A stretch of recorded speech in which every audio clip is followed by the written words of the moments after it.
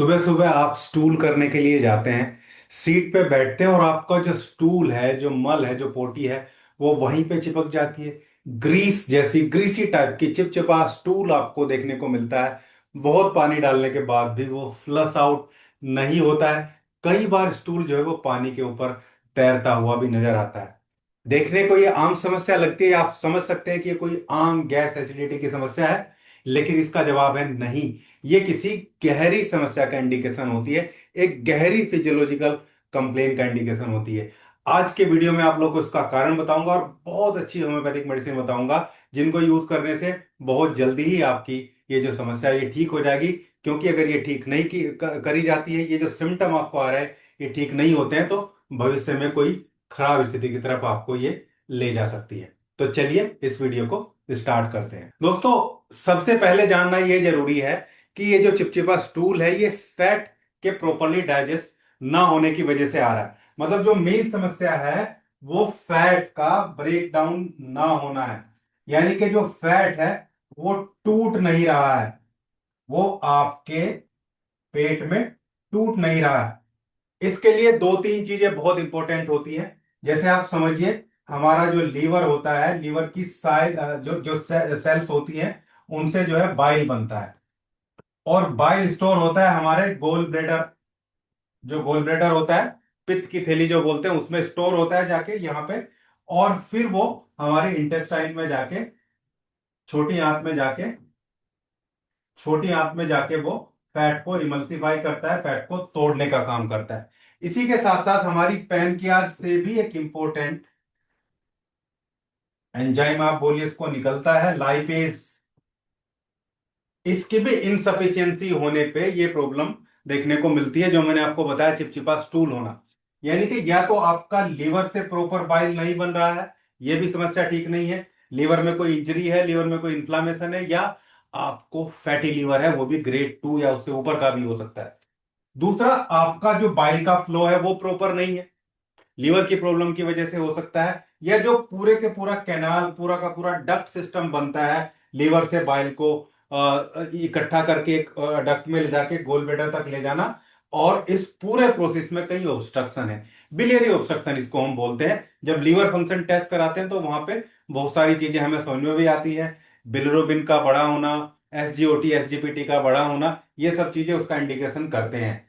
तो वो properly intestine में नहीं पहुंचेगा, तो आपका जो फैट है वो पूरे तरीके से एमल्सिफाई नहीं होगा। यानी कि यहां हमें काम करने की जरूरत है। जब आप यहां काम नहीं करेंगे तो ये समस्या आपकी ठीक नहीं होगी और आप बुरी स्थिति की तरफ जा सकते हैं। ये इसके कारण भी है। जब हम सिम्टम्स की बात करते हैं तो सिम्टम्स में सबसे पहला सिम्टम्स आपको यही देखने को मिलेगा कि आपका स्टूल जो है वो बहुत चिपचिपा लिसा टाइप का हो जाएगा। और सबसे बड़ी चीज है, एक अनसेटिस्फैक्टरी स्टूल आपका, आपकी जो जो स्टूल को पास करने की इच्छा है वो बनी रहती है। यानी कि सुबह एक बार नहीं, दो बार नहीं, कई बार 3 बार जाने से भी आपको उतना सेटिस्फेक्शन नहीं मिलता है। दूसरा, आपका वेट जो है वो लगातार गिरता हुआ जा सकता है, आपको बहुत ज्यादा वीकनेस महसूस हो सकती है। और क्योंकि ये सारी प्रॉब्लम होने से कुछ बहुत इंपॉर्टेंट चीजों का एब्जॉर्प्शन नहीं होता है, जैसे डी विटामिन D3 और B12, इनकी कमी भी ये प्रॉब्लम रहने से हो सकती है। वैसे तो liver vitamin A, D, E और K को भी स्टोर करता है, लेकिन वो जब लीवर बहुत खराब स्थिति में चला जाता है वो समस्या तब आती है। नॉर्मल स्थिति में विटामिन D और विटामिन B12 की कमी भी ऐसे लोगों में देखने को मिलती रहती है। ये सारी समस्याएं जब हम अपनी रेमेडी का यूज करते हैं, होम्योपैथिक जो जो हमारी ड्रग्स हैं, ड्रग्स नहीं बोलेंगे, रेमेडीज का यूज करते हैं, तो आप देखते हैं बहुत तेजी के साथ और चीजें जड़ से ठीक होती हैं। तो बहुत ज्यादा देर ना करते हुए अब हम अपनी जो रेमेडीज है उनको स्टार्ट करते हैं। कौन सी रेमेडी और किस रेमेडी को कैसे लेना है और कितने दिन तक लेना है, वो सारी चीजें भी आपको मैं इसमें बताने वाला हूं। तो देखिए, सबसे पहली जो रेमेडी है हमारी, जो अब जब हम रेमेडी की बात करेंगे, तो सबसे पहली जो रेमेडी है वो है चिलिडोनियम। पिक्चर भी मैं लगा दूंगा। चिलिडोनियम मेजस या चिलिडोनियम मेजस करके आपको मिलेगी, और इसका मदर टिंचर आपको लेना है। क्यू पोटेंसी में इसका मदर टिंचर लेना है। ये डेली लेनी है, इसकी 10 ड्रॉप, इसकी 10 ड्रॉप्स दिन में 3 बार लेना है, और खाने के पहले लेना है। ये ध्यान रखेंगे। खाने के पहले ये ज्यादा असर करती है। लीवर की दवाई है, लीवर के पूरा मेटाबॉलिक प्रोसेस को इंप्रूव करती है और बाइल के फॉर्मेशन को बना के बाइल का प्रॉपर जो फ्लो है उसको मेंटेन करने का काम करती है। पहली जो रेमेडी हमारी ये चेलिडोनियम है। दूसरी जो रेमेडी इसी के साथ हमें लेनी है वो है हाइड्रेस्टिस।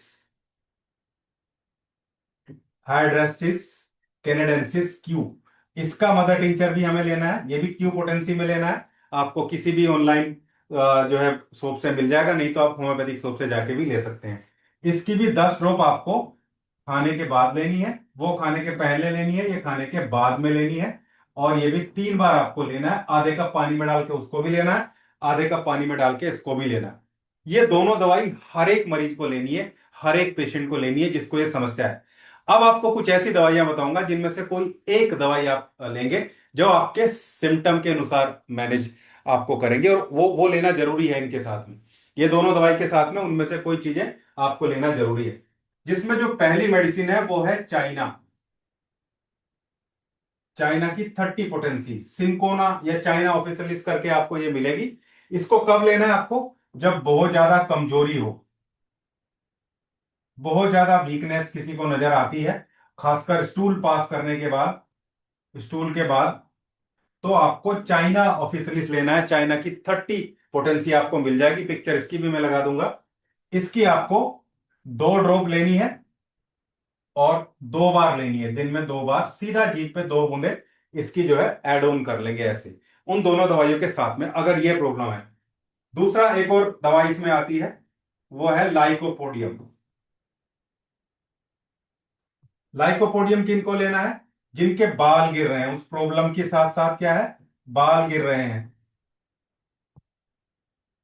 बाल सफेद हो रहे हैं, जल्दी समय से पहले बाल सफेद हो रहे हैं, समय से पहले बाल सफेद हो रहे हैं, आप लोग ध्यान रखिए। दूसरा, मीठा खाने की इच्छा है,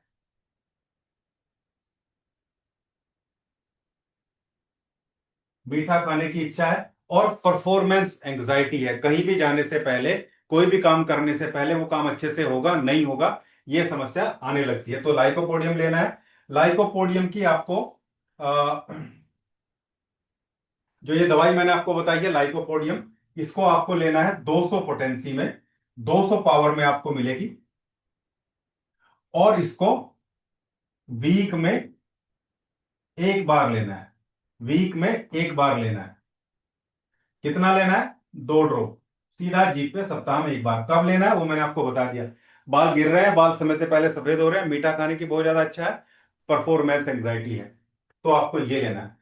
दूसरी दवाई है, तीसरी दवाई है इसमें, जिनमें से कोई एक लेनी है, वो है फोस्फोरस। फोस्फोरस, फोस्फोरस कब लेना है? जब ठंडा पानी पीने की बहुत ज्यादा इच्छा हो, ठंडा कोल्ड ड्रिंक, यानी कि कोल्ड ड्रिंक पीने की इच्छा बहुत ज्यादा है।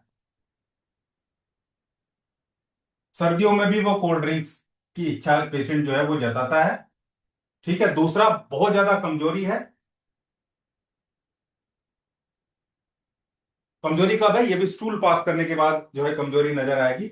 दूसरा, नजर भी उसकी कमजोर हो रही है, आंखों की जो पावर है वो भी धीरे धीरे कमजोर हो रही है, कमजोर, नजर भी कमजोर होती जा रही है। इसको भी 200 पोटेंसी में लेना है, 200 पावर में लेना है, 200 पोटेंसी में लेना है। और इसको भी वीक में एक बार लेना है, 2 ड्रॉप। ध्यान रहे, चेलिडोनियम और हाइड्रेस्टिस सभी को लेना है, खाना खाने के पहले, खाना खाने के बाद। अब इन तीन में से 1, 2 और 3, इन तीन में से कोई एक लेना है। जो भी आपके सिम्टम नजर आते हैं उसके अकॉर्डिंग इनमें से कोई एक आपको लेना है, और ये दोनों लेनी है। ये दोनों दवाइयां आपको लेनी है, इन तीनों में से कोई एक आपको लेना है। ये आपकी दवाई हो गई। दूसरा, एक और मेडिसिन है जो मैं ऑप्शनल यहां पे रख रहा हूं, खासकर उन लोगों के लिए जो सिटिंग वर्क ज्यादा करते हैं। ये तो आपका लाइन ऑफ ट्रीटमेंट हो ही गया। अब एक चीज और आपको बताता हूं, उन लोगों के लिए जिनका सिटिंग जिनका सिटिंग वर्क है, जो लगातार बैठे ही रहते हैं और जो तीखा खाना पसंद करते हैं, जिनको चाय पीने की बहुत ज्यादा इच्छा है, जिनको कॉफी पीने की बहुत ज्यादा इच्छा है, जो दारू पीते हैं, ये सब लोग, और इनको एक से ज्यादा बार एक से ज्यादा बार स्टूल पास करने के लिए, यानी कि लैट्रिन करने के लिए जाना होता है।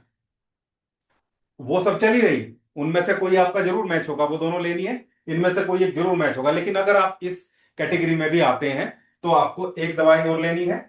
वो दवाई है nux vomica. Nux vomica 30 potency, 2 drop रात में, केवल रात में। अब बात आता है कि भाई ये कब और कैसे लेने की बात है, क्योंकि वो स्थिति बहुत जरूरी हो जाती है। चेलिडोनियम मेजस और जो हाइड्रेसिस का मदर टिंचर है, ये आपको लगातार लेना है। लगातार 2 से 3 महीने आपको वो दवाइयां चलानी है। और जो आपकी ये दवाई मैच होती है, जिसको सप्ताह में आप एक बार लेंगे, चाइना को तो आपको दिन में 2 बार लेना है, इसको भी लगभग 1 महीना आप लेंगे। बाकी ये जो सप्ताह में चलने वाली दवाइयां हैं, ये भी आपको 1 महीना ही लेनी है, यानी कि 5 डोज। एक महीने में लगभग 5 वीक होते हैं, 4 वीक 5 वीक होते हैं, तो 5 डोज आपको लेनी है। वो लगातार 3 महीने चलेगी, इनमें से कोई भी एक ड्रॉप। और अगर ये भी है आपका, अगर आप जो है इस कैटेगरी में भी लिस्ट होते हैं, ये वाली कैटेगरी में भी आप लिस्ट होते हैं, ये वाली में, तो ये भी लगातार आप 1 महीना चलाएंगे, ये भी 1 महीना चलाएंगे, नक्सोमी का भी। इस तरीके से आप अपना ट्रीटमेंट करेंगे, आप देखेंगे कि बहुत जल्दी आपको रिजल्ट मिलेगा। लेकिन दोस्तों, मैं आप लोगों को एक रिक्वेस्ट, एक बात जरूर, एक डिस्क्लेमर जरूर देना चाहूंगा। ये सब जो जितनी चीजें हम आपको बता रहे हैं, सब एजुकेशनल पर्पज के लिए है। बेहतर वही है कि आप अपने किसी नजदीकी होम्योपैथिक चिकित्सक से मिलें और अपनी कॉन्स्टिट्यूशनल दवाई, हालांकि इन दवाई का कोई भी साइड इफेक्ट नहीं है, कोई नुकसान नहीं होता है किसी को भी, लेकिन फिर भी प्रॉपर ट्रीटमेंट के लिए आपको एक जो जो प्रॉपर कंसल्टेशन है उसकी जरूरत रहती है। दोस्तों, ये था आज का वीडियो। उम्मीद करता हूँ वीडियो आप लोग को अच्छा लगा होगा। वीडियो अच्छा लगा तो लाइक करिएगा, शेयर करिएगा और चैनल को सब्सक्राइब जरूर करिएगा। Thank you.